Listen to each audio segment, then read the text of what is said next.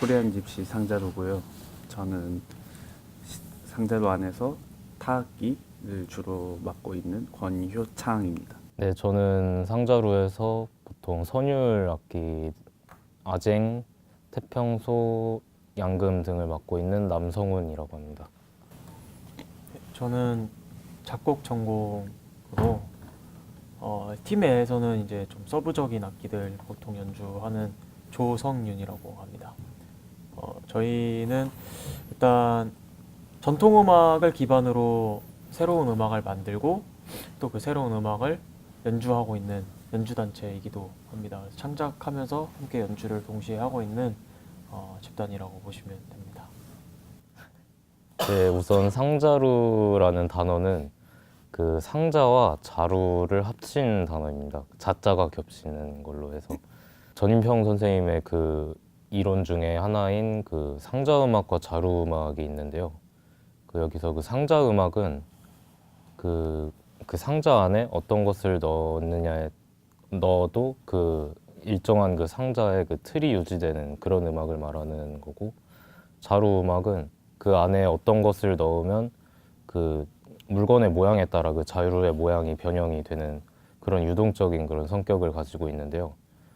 저희는 그 상자 음악을 전통 음악으로 두고 자루 음악을 그 여러 가지 창작 요소로 이렇게 생각을 해서 그 상자 안에 자루 음악을 한다라는 뜻을 가지고 있습니다.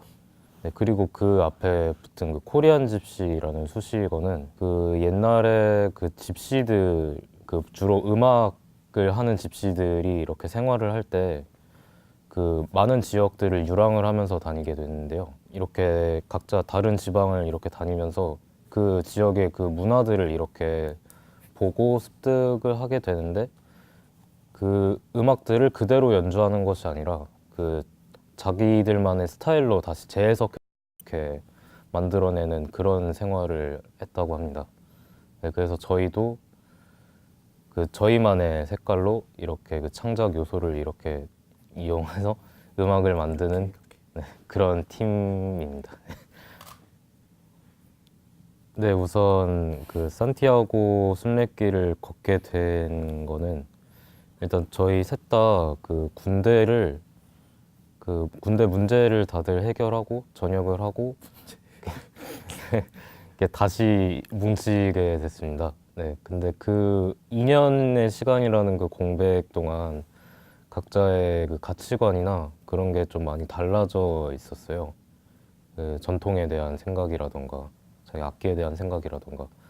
그래서 각자 그거를 또 대화를 많이 할 수 있는 시간이 필요했고, 각자 공유하고 또 이렇게 절충해 나갈 수 있는 그런 시간들을 갖고자 그 이 효창이가 그 순례길을 한번 가보는 게 어떻겠냐라는 아이디어를 내서, 그래서 각자 최소한의 악기와 짐을 들고 그 깨달음의 길이라고 불리는 그 산티아고 순례길을 걷게 되었습니다.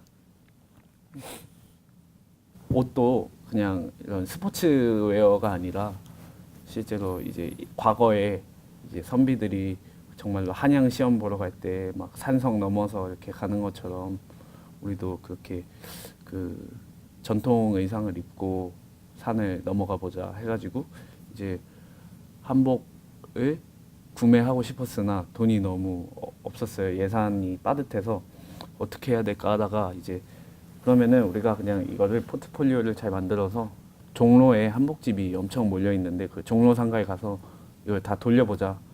저희 이런 거 하는데 후원을 부탁드립니다 해가지고 몇 군데 돌아다녔는데 다 이제 유명한 집들이 다 저희 그런 거 안 해요 이러고 거절하더라고요. 저희 그런 건 안 해요 이러는데 딱 그 엄청 유명한 이제 모군단 한복이라는 네 거기 네, 모군단 선생님께서 갑자기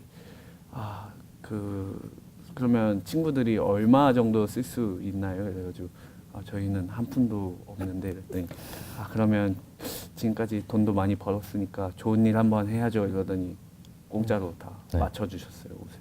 굉장히 예쁘게 잘해주셨습니다. 그래서 이제 그 옷을 입고 네, 순례길을 걸었죠 계속. 그래서 매일 빨라요. 그거를 입고 이제 하루 한 7시간, 8시간 이렇게 걷고 그 다음에 숙소 도착하면은 이제 그거 바로 빨아서 널고 그렇게 계속 매일매일. 경북 스윙이라는 곡과 상자로 타령은 길 위에서 저희가 산티아고 길 위에서 만들었던 음악이고 그래서 계속 이제 그 상자로 TV라고 해서 단편적으로 한예종 채널을 비롯해서 뭐 페이스북이나 뭐 이런 데다가 유튜브까지 해서 계속 올리고는 있어요. 그래서 그거는 어떻게 보면 다큐멘터리로 제작될 부분 가운데서도 조금 가벼운 소스들을 활용해서 상자로 TV라는 컨텐츠로 계속 만들고 있고 최종적으로는 이제 예정상으로는 19년도 뭐 중반이나 혹은 말 이 사이에 아예 다큐멘터리로 만들어서 이제 상영을 할 예정인데 이제 영상을 같이 찍으러 갔던 그 박철우라는 친구가 이번 프로젝트만 딱 참여한 게 아니고 저희가 이제 15년도에 처음 만났었어요. 그 한예종 플랫폼 페스티벌에서 뭐 저희가 하는 공연을 보고 축제 때 우연히 만나가지고 너네 그때 공연한 애들 아니냐라는 식으로 이제 만났었는데 그거를 계기로 15년도부터 계속 조금씩 찍었었어요. 그래서 이제 저희가 군대 2년 정도를 제외하고 나머지 15년, 뭐 17년, 18년, 19년 이 사이를 계속 찍었었는데 이 전체적인 저희가 어떻게 보면 성장 스토리 같은 거죠. 그런 개념으로 아마 다큐멘터리가 만들어지지 않을까 19년도를 목표로 그렇게 생각하고 있습니다.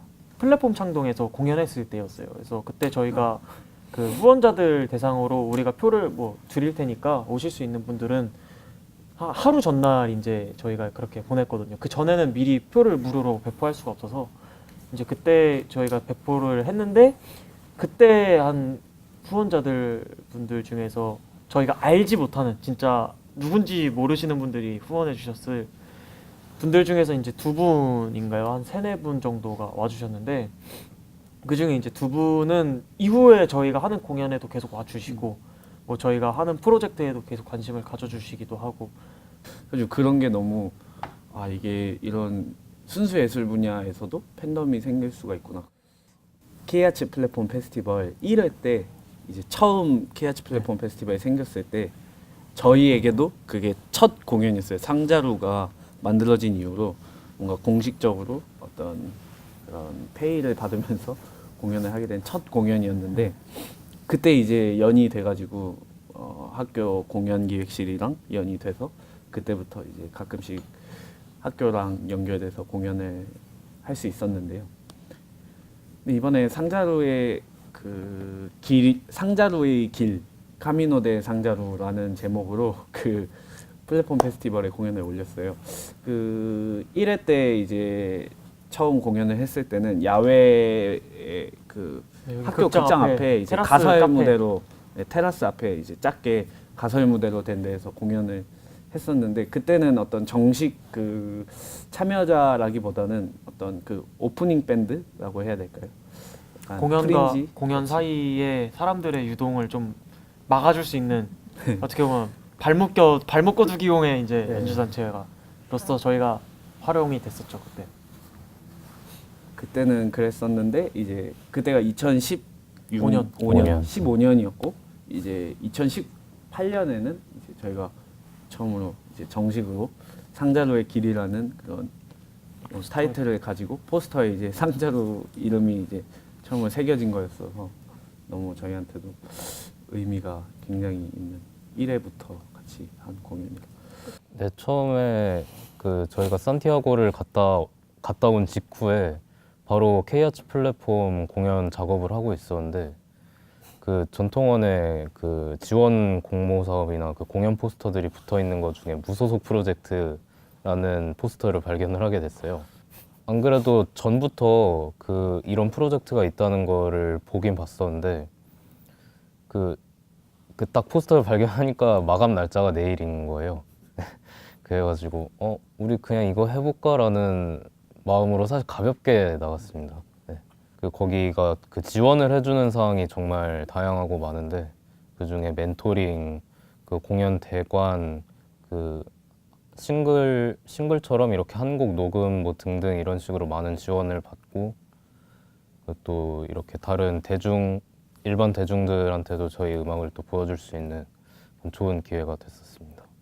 몇 팀 지원했지? 총 한 400팀 정도. 400팀 정도 지원했었는데 400팀 중에 그러니까 전통 음악을 하는 사람들도 있었어요. 근데 그런 퓨전 국악이라는 그런 장르로 구분되는 그런 팀들 지원은 뭐 한 열 몇 팀 정도였고, 그러니까 그 정도로 어떤 그 비율 자체도 대중음악 비율만으로 봐도 이 경연대회는 대중음악을 위한 경연대회처럼 보였는데, 아 이게 우리 스스로가 어느 정도 지레 겁먹고 좀 우리는 좀 순수 예술이고 뭐 집중해서 들어줘야 되는 장소에서 공연해야 되고 뭐 이런 식으로 좀 벽을 많이 치는 게 쌓고 있었구나라는 생각이 들어서 좀 이번 그 경연하면서 되게 그런 편견이 스스로가 많이 깨진 것 같아요. 그 가수 최백호 그분인데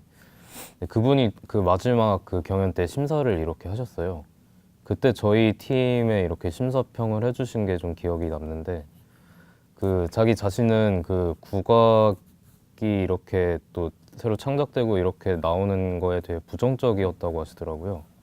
네, 근데 저희 무대를 보고 그 생각이 깨지게 됐다, 네, 가능성을 봤다라는 말을 듣고 굉장히 제 음악이 또 이렇게 그 생각을 바꿨다라는 그게 굉장히 좋았습니다. 근데 이제 뮤지스탕스를 통해서 그 무소속 프로젝트를 통해서 실제적으로 진짜 우리가 모르는 타인들이 봐줬을 때 우리 음악이 어느 정도 먹히고 있는가를 볼 수 있었던 것 같아요. 사실 전통 음악이라는 게 굉장히 전통이라는 말도 되게 상대적인 단어이고, 근데 그 국악이라는 게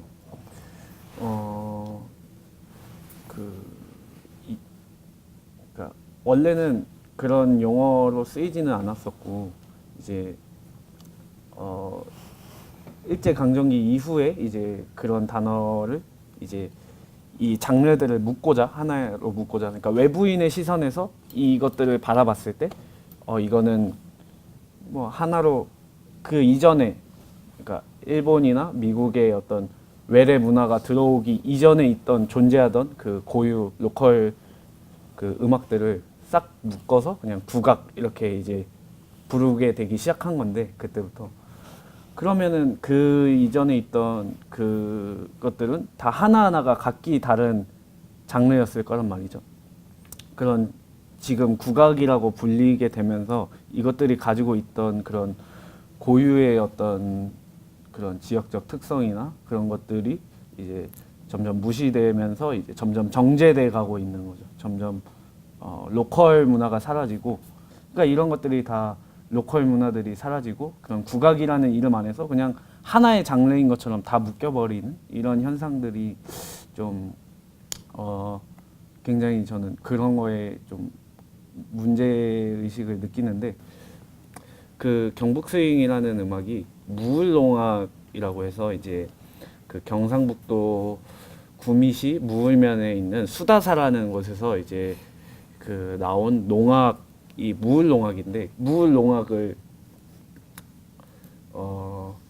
그 스페인에서 연주를 할 때 이제 그 스윙이라는 그 재즈의 어떤 장르와 이게 결합이 된 거죠, 농악과. 네, 그래서 경북 스윙 같은 곡을 많이 만들고 싶은 생각이, 국악의 어떤 보편화가 아니라 그런 하나 하나가 다 각기 다른 장르로서 인정되는. 네. 그래서 어떤 상자로의 음악은 무엇이다라고 얘기는 하기는 사실 힘들어요. 그냥 말 그대로 상자로의 음악은 상자로의 음악인 거죠. 이 세 명이 모여서 공동적인 의견을 투합해서 만들어진 음악들인 거죠. 이제 박물관 탈출기라는 공연을 기획하고 있는데, 이 박물관에 그러니까 박제돼 버리는 거죠, 예술이. 근데 그런 것들이 전통 예술 분야에 특히나 더더욱 많다 보니까 이제 그런 것들을 어떻게 하면은 다시 박물관에서 나오게 할 수 있을까를 고민을 하다가, 경북 스윙이라는 거는 어떤 스윙 외부적인 요소, 그러니까 자루적인 요소랑 이제 결합을 한 거였다면, 이제 저희가 준비하고 있는 박물관 탈출기는 이제 상자적인 요소에만 집중을 해서 그런 전통적인 어법에 맞춰서 이제 공연물을 좀 준비 중입니다. 그래서 상자루의 음악은 상자루의 음악이지만 그런 역할로서 했을 때 가장 빛이 나지 않을까라고 생각을 합니다. 그리고 그 상자루가 하는 음악은 저희는 전통을 기반으로 해서 창작을 하지만 그 전통이 그 박제된 전통이 아닌 그 흐르는 그런 전통이라고 생각합니다.